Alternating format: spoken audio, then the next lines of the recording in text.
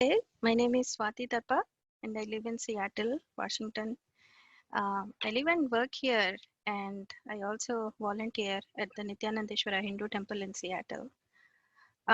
Today I want to share one of my very profound experiences I had with Swamiji, traveling with Swamiji in the Himalayas.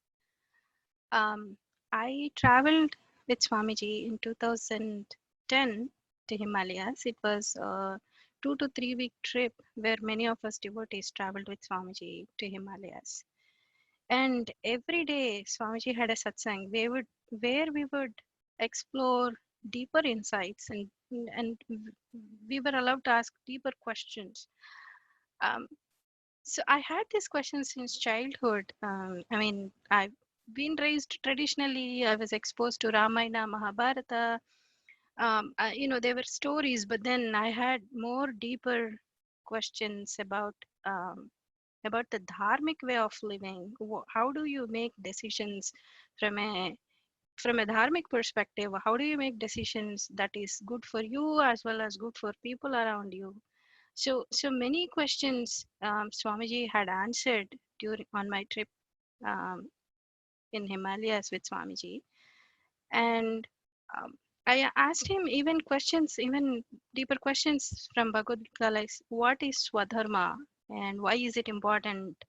How does it play one in one's life? So many profound questions Swamiji was answering, and I felt like a lot of my deep questions got answered.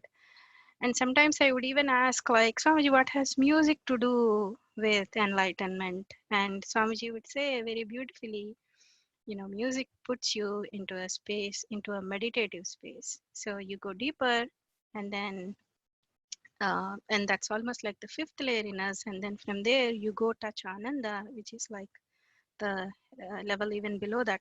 So many profound questions Swamiji asked, and I have been very fortunate to visit many places in the Himalayas with Swamiji, like Kedarnath, Badrinath, Gangotri, Uttarakashi, Guptakashi, Rudraprayag, and many such places with Swamiji, and it has been a beautiful experience for me with Swamiji.